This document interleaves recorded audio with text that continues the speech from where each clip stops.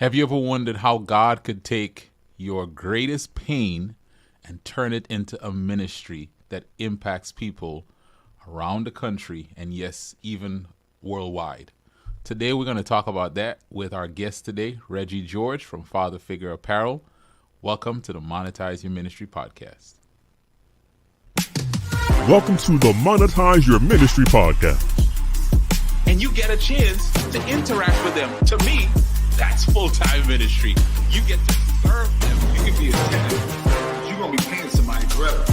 If you do not niche down, you will never be successful. You're so busy just trying to catch everyone and never reaching the right one. The bottom line is, the truth of the matter is, you're not going to die happy, because type 2 diabetes is like a seed. It brings in itself and then it opens it up. I want to provide content and things that are going to help change lives, and I simultaneously want to receive a blessing from that. And embrace their calling. Because I believe God's blessing that stuff. God's blessing that stuff. Now here's your host, Kamon Hahn.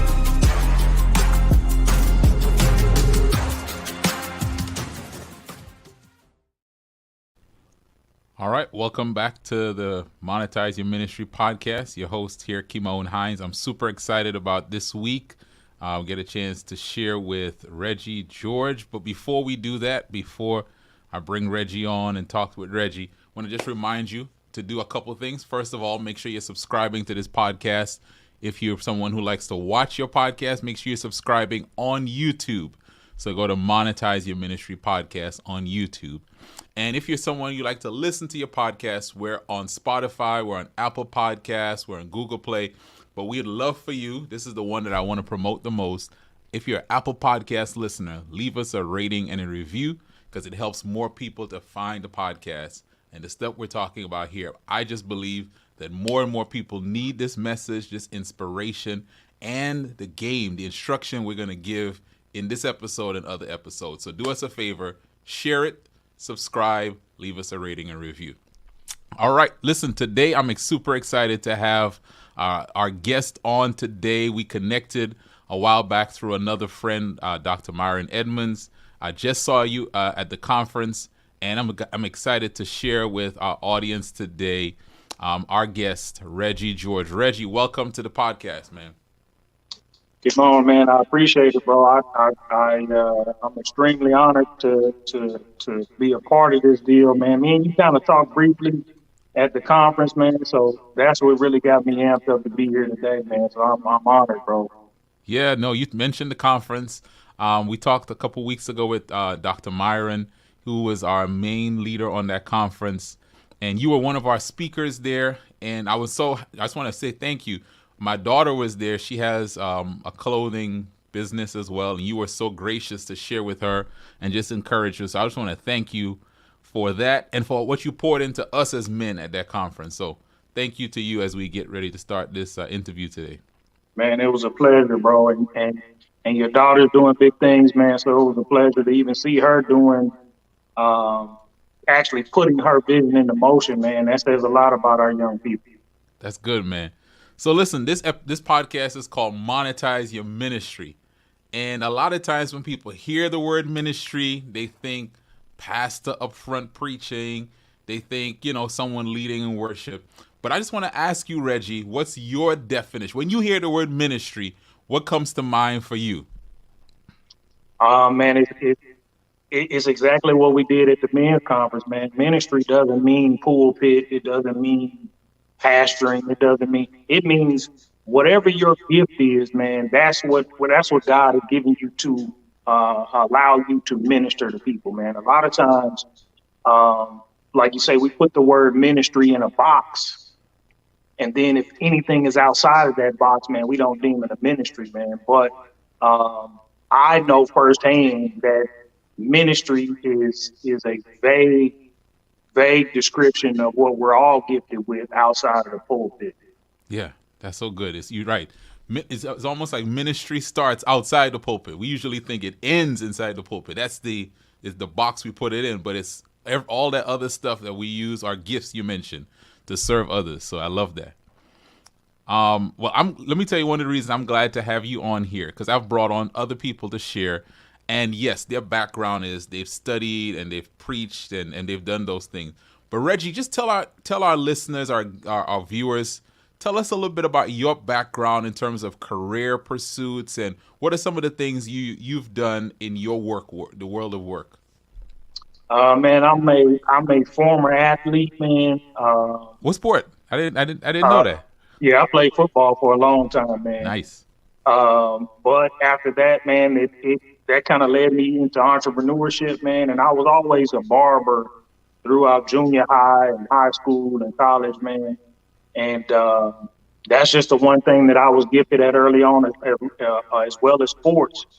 So after football, man, I just turned it into a business, man. I've owned several barbershops and salons.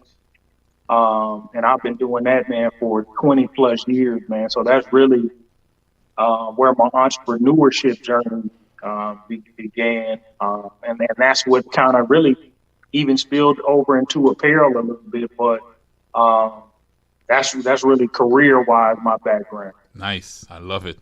Listen, man, look, for a lot of men, going to the barbershop is church for men because that's where brothers go when they want to get the scoop on life, on politics, on relationships. Is right there in the barbershop, man. So that's a good spot. Come on, that's ministry, man. That goes back to what we were just saying, man. A lot of times, you're a therapist, you're a minister, you're a friend, you're a confidant. That's a true ministry. Yeah, that's right. So Reggie, one of the things I've had a chance to hear you share your story, and it's one that's very moving, and you know, I don't want you to have to go too deep into it because I know I can imagine as you share, it's always emotional for you. But there was something that happened to you and your family a few years ago that really, it sounds like it just changed the trajectory of your life and your ministry. Just kind of share with us, you know, in whatever way you'd like to, just what happened and how it affected what you feel God has called you to do. Yeah, definitely, man. And what's a great transition is that the call that I got actually happened in one of my barbershops, man. I was there cleaning up. And first of all, let's preface, man, I've been married for 22 years. I have a set of 17-year-old twins, Kennedy and Camden. And on this particular day in 2019, my wife called me and said that my oldest twin, Kennedy, called her and said something had happened to Camden at school. And really, you know, as a parent, man, you thinking school is a safe place. So I'm not really taking the call as an emergency at that particular point. So we hang up, and then my wife calls me immediately back and said that Kennedy said that Camden had been stabbed in the head with a pair of scissors by a 15-year-old little boy at school in the cafeteria. And man, you know, as a father, you can imagine how crazy getting that call is, man. Like, first of all, it took me at least 30, 40 seconds to even like, hold on, what did you say? Like, she got stabbed at school? But anyway, man, we initially know then that it's a major emergency, man. So I hop in my truck, man. I'm furious, man, and I'm headed to the school at the time, man. But luckily enough, I didn't have to stop at the school and see the boy, just because, you know, that would have been a whole nother story, man. But once we made it to the hospital, Camden made it to the hospital. At that point, we knew the damage was bad, man, because the doctor told us that the scissors had punctured her skull and punctured her brain, leaving blood clots on her brain. And at that point, man, we have to care flight her to a local children's hospital, man, where she underwent an emergency brain surgery, man, because there were actually 3 blood clots on her brain, and the neurosurgeon informed us that if he didn't go immediately, she would not make it. We had to sit through an 8.5-hour brain surgery, man. My wife, my other daughter, our entire family, a lot of friends, man, that showed up by then. But again, having to sit through an 8-hour brain surgery, man, knowing all I did was drop my daughter off at school that morning. Mm-hmm. Now we're in emergency brain surgery that night, man. And just knowing that it happened at the hands of a 15-year-old little boy. And of course, we didn't know the details at the time. I just know, he stabbed her in the cafeteria. And after her surgery, man, which she, by the grace of God, man, she made it through her surgery. But the doctor told us her brain was very beat up. It was very swollen, man. There was a lot of fluid, a lot of blood on her brain. And because of the blood clots, man, she suffered a massive stroke during surgery. And that caused everything on the right side of her body to be completely paralyzed, man. I'm talking about that, face kind of looking like it's off of her skull, and left her right eye and mouth, nothing was working, man.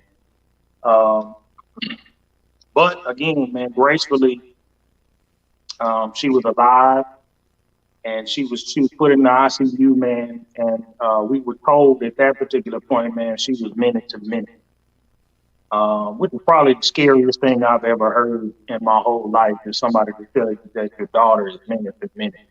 Because at that point, how do you eat or sleep, or how do you do anything? Yeah. But in the ICU, she started to get better, man. She started her vital signs and everything, so she wasn't really, after about day 3, she wasn't really fighting for her life, but it was still an intensive care deal. And at that point, my wife and I had to start kind of veering off to the legal side of things and figure out what was going on with this young boy. So we started showing up to the juvenile hearings just to kind of get the details and the specifics on why it happened, what happened. And for me, I'm trying to figure out what makes a boy stab a girl in the head with a pair of scissors. And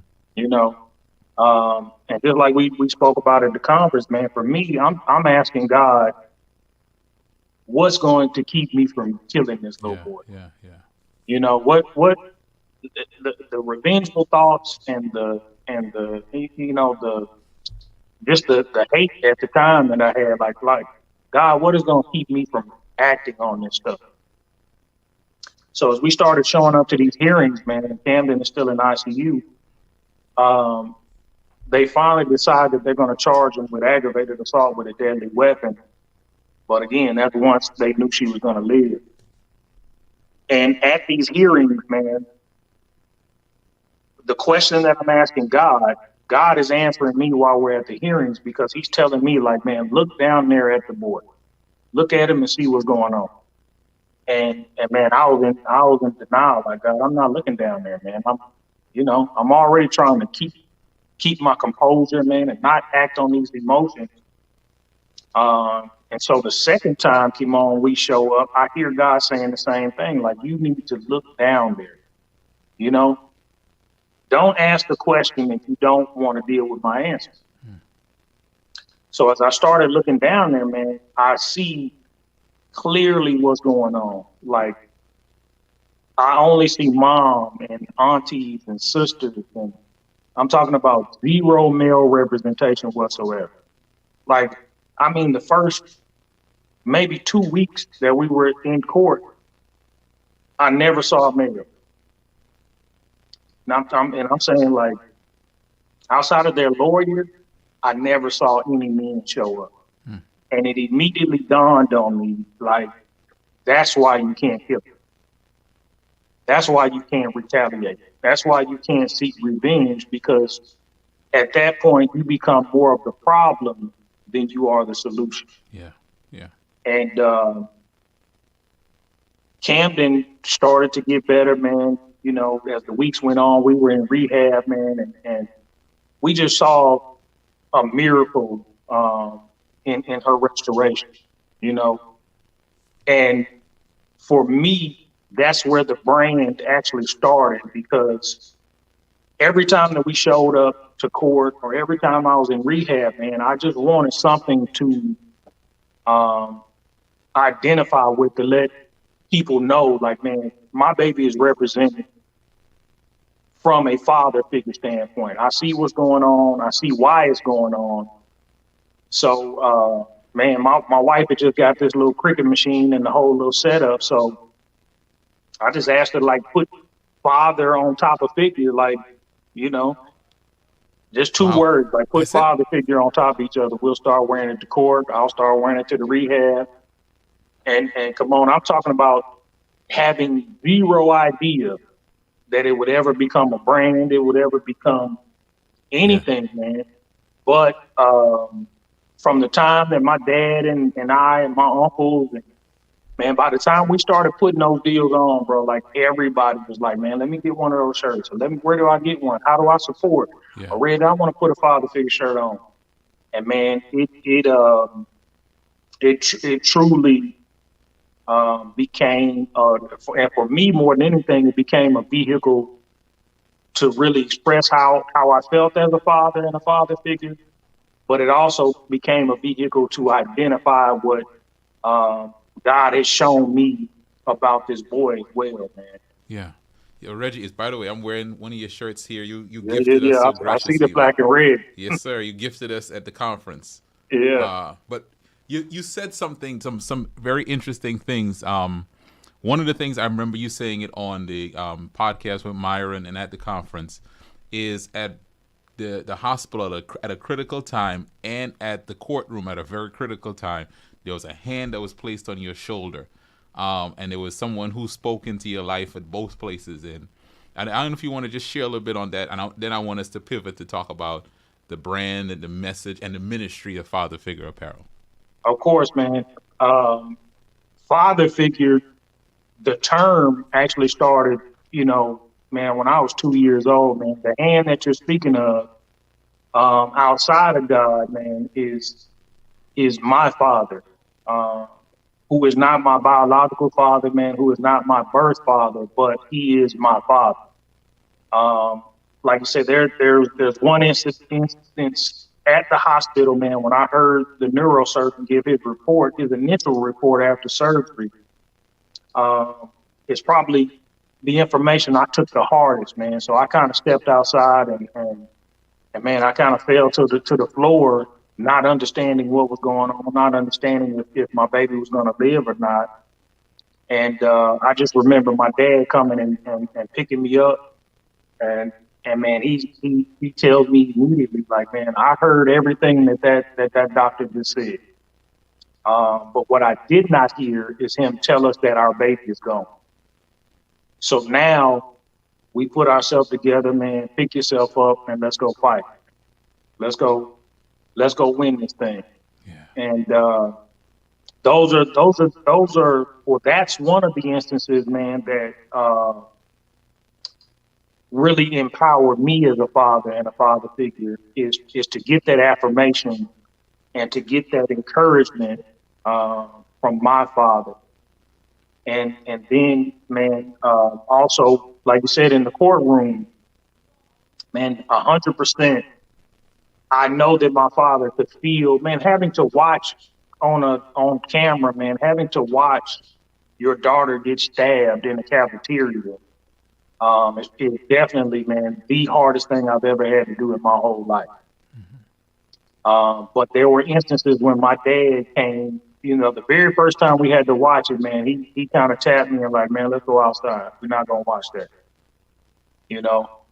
because he understood the anger and the emotions that we were all dealing with. But in order to keep me in the place where I needed to be, he knew I couldn't watch it at that particular time, man. So no, those are definitely instances that embody the father figure movement, father figure apparel, because come on, a lot of times we think biological and blood, and like, man, look, I was adopted when I was 2 years old, and blood could not bring me and my father any closer.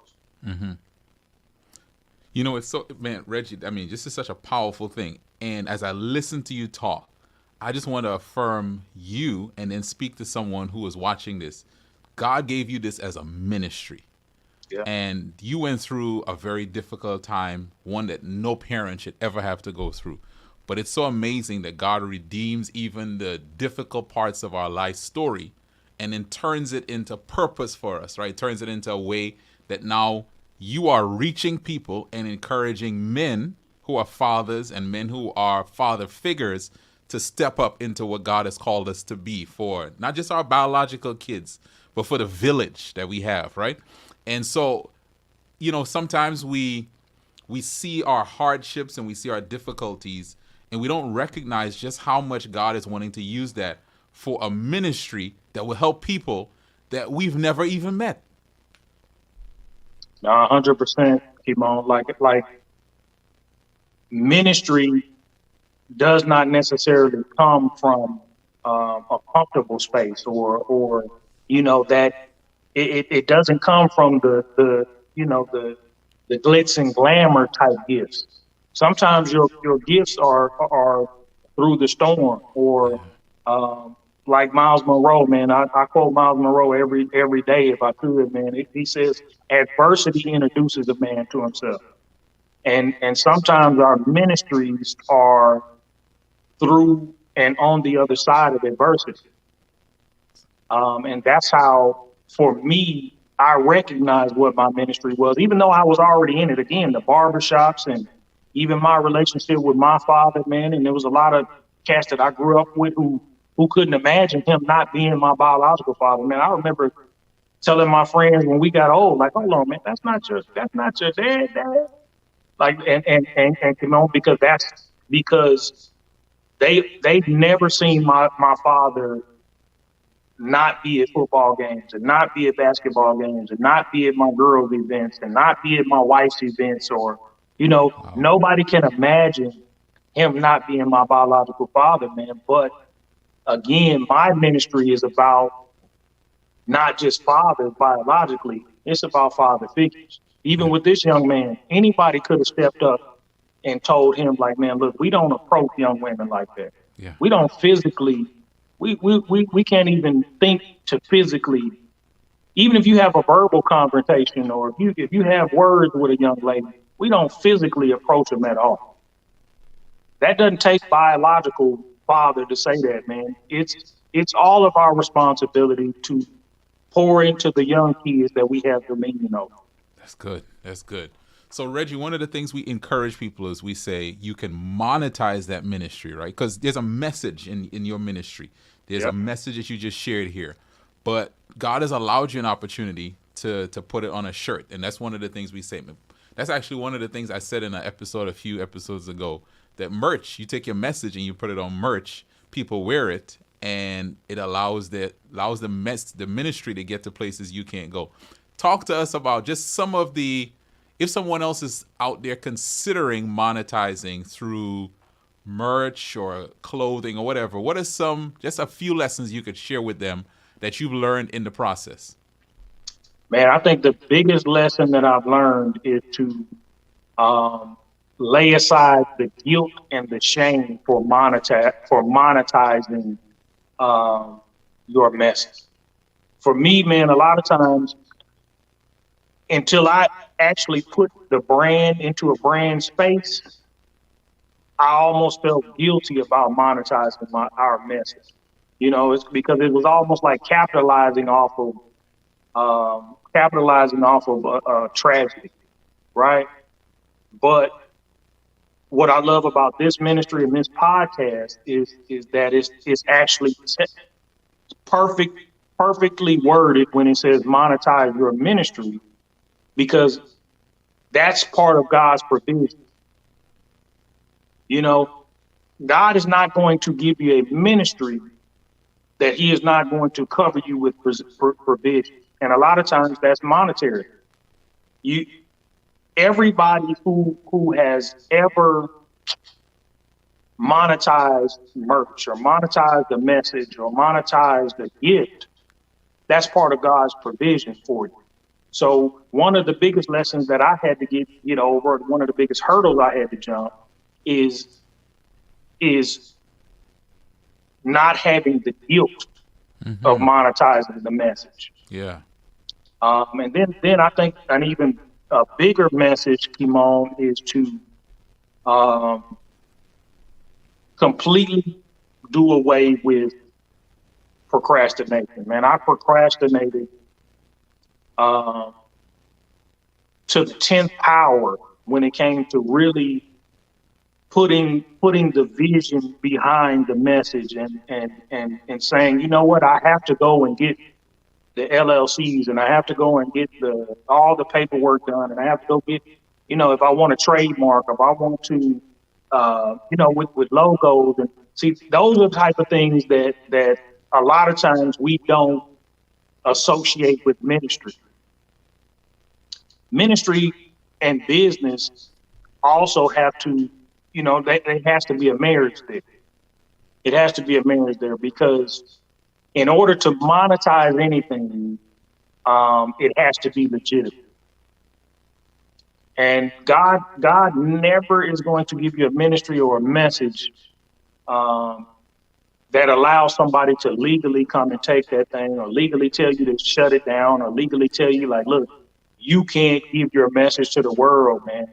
And I think that's one of the things that stops people is we don't put the business behind the message.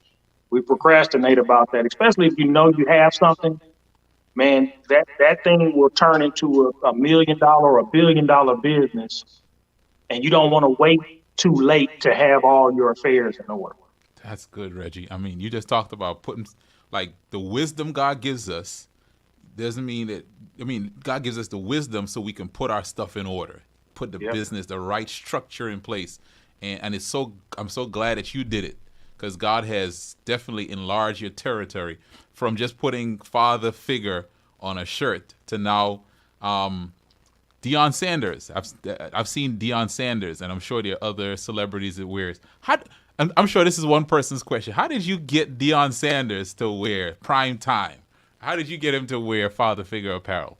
And that guy, he rocks with it. He goes hard with it too. Hey, and Kimon, that's the ministry, man. Like there are probably 10 platforms that I've been on, and everybody asks the same question. Like, man, how did you get prime? And like, man, it's truly the message, man. I had absolutely nothing to do with that personally up front. Like the message, just father figure or be present, not perfect. Like be present, not perfect is the mantra of the apparel and the movement. And man, I just got tagged from people outside, like, man, you see Deion, he reposting your stuff, and he actually placed orders, and once he got the orders, man, he did it on by himself, set up cameras, like Deion does, and actually just 100% endorsed the apparel, and initially I had nothing to do with that. It was purely the message. It was purely the ministry, and man, it just those are ways that God gives you the confirmation that look, man, you are being obedient. Yeah, our guest today is Reggie George with Father Figure Apparel, and Reggie, as you share that, it just tells someone sometimes we are so hesitant to start. Yep. Think about this: we have great messages. You said be present, not perfect. Think about how many fathers and father figures need that message. And for a lot of us, we sometimes sit on the thing that we have because we want to get to the step that you mentioned, right? Prime time or some celebrity wearing it. And if you never put out the first shirt, if you never started wearing it, if you never took the first step, you could never get to that step. And I just want to encourage someone, like, you can't wait to figure out all of the pieces before you put the first piece in place. It's like a domino set. Once you put the first one, it hits the rest of the dominoes. I don't know if you want to speak to someone, Reggie. Maybe God has given them a merch line or some product or some way to take the powerful message of their ministry and to put it out there, but they're so worried about step number 200. What would you say to that person? Man, Kimon, I think you just spoke right to it, man. Like the first step is to start. Mm-hmm. Like man, to even imagine where we are now, like if I showed you one of our first concepts and first shirts, the ones that I'm talking about we wore to the court, man, I would never put those on the site right now. there's there's nothing about the concepts, the designs, the nothing about them, but it was a download that was given to me, and a lot of times acting on the download, acting on the vision, acting on the message is what knocks it out the park, even before you ever get to any kind of influencer exposure or social media following, anything. It's just about saying, I have an idea and I'm going to act on this idea. And especially if you know that it's a God-given vision. Yeah. If you know that it's a ministry, it's a potential ministry, like you cannot sit on that thing. You cannot sit on it. I think we talked about it a little bit at the conference, man, is sometimes we think that those ideas and those downloads, our ego makes us think like, oh, that's my vision. That's my download. Yeah, but it also has it has a expiration date. See, that's something that God wants to put out in the world. He wants to be a ministry. He wants to affect the kingdom. And if you don't act on it, once that thing expires, it goes on to the next person. Yeah, I love that. And what happens 6 months from now, you see your idea out in the earth and you're like, oh man, I should have, that lets you know that your vision expired. Yeah. And God moved on to someone else because he had to 100%. get that message out. He had to get that ministry out there into the world. 100%.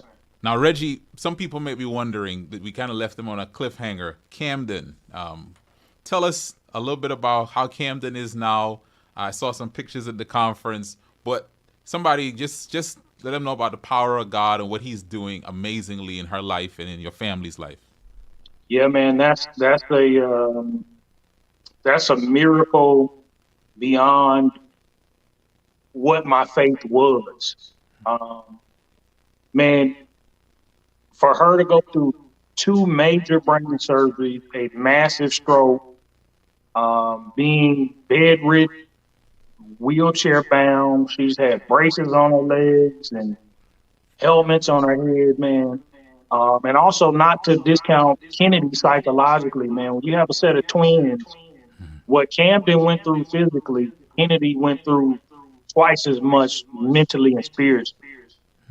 But today, man, they are thriving. Like when I say the restoration is beyond miraculous, man. And me and my wife always use, we send her back to the manufacturer, man. And, if you get a luxury vehicle, you go get a Mercedes or a Lambo or man, you don't just take it to any shop. Mm-hmm. Like, man, when you give that thing back to the manufacturer, you're expecting it as good as new when you get it back, man. And that's 100% where we are, Kimon. Like sometimes I still, she's back to playing ball, man. She's back to competing at a high level.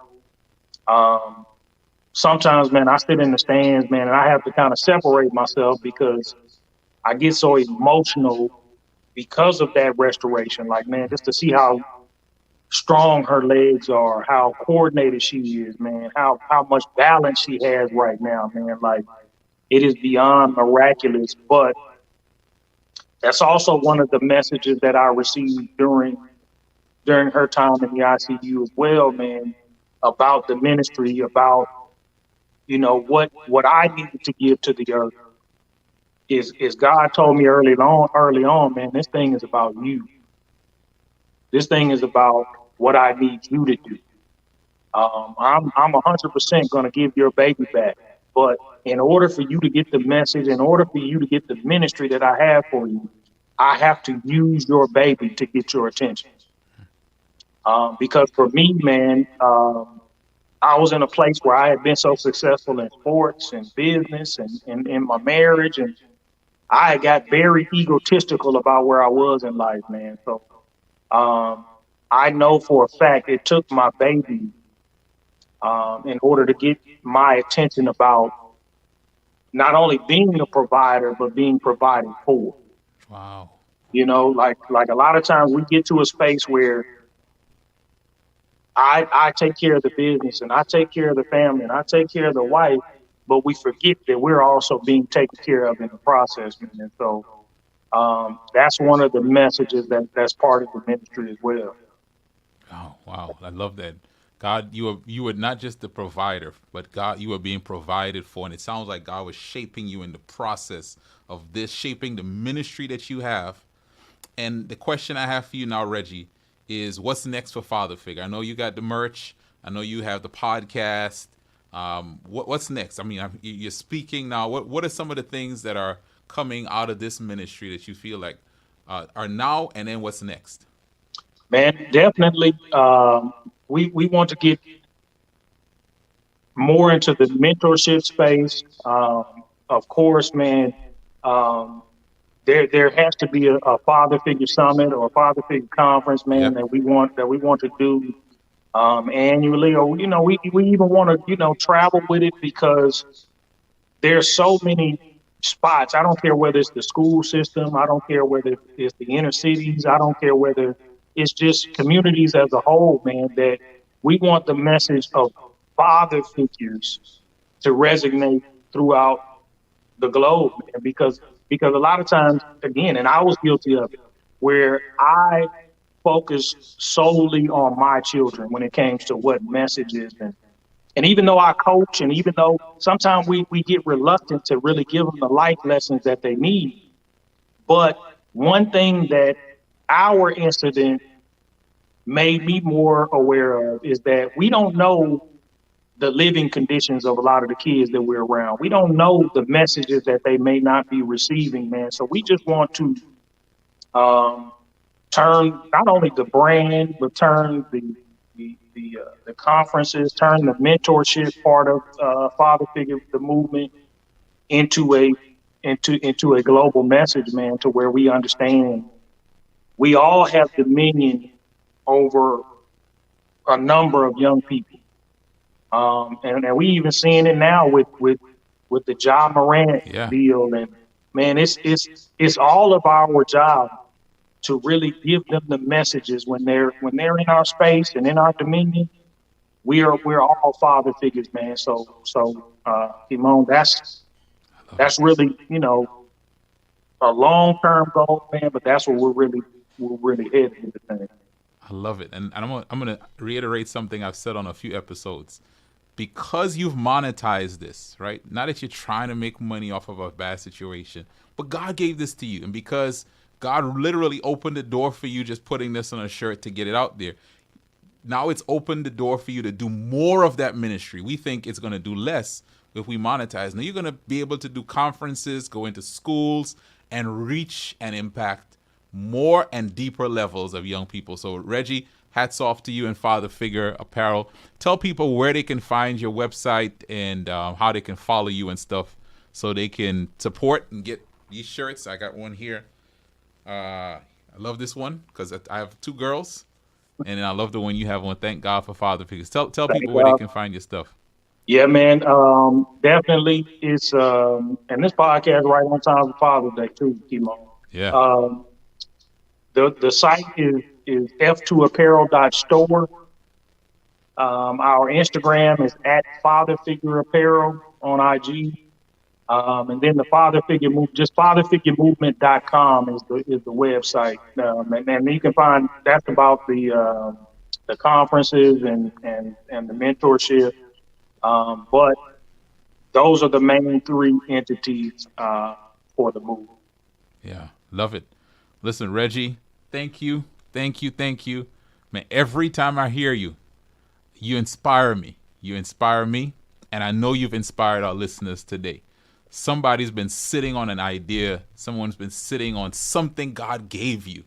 And what you've just said to us is just making the first step, just sharing it in a simple way. God will do more things than you can imagine with that ministry. So Reggie, thank you so much, my friend. Timon, I appreciate it, man. Again, it was an honor and a pleasure, brother. Listen, if you've enjoyed this podcast, why not share it? Subscribe if you're on YouTube. Subscribe on whatever podcasting platform you're on. And leave us a review. But share it because somebody else needs this inspiration so they can increase their income and their impact.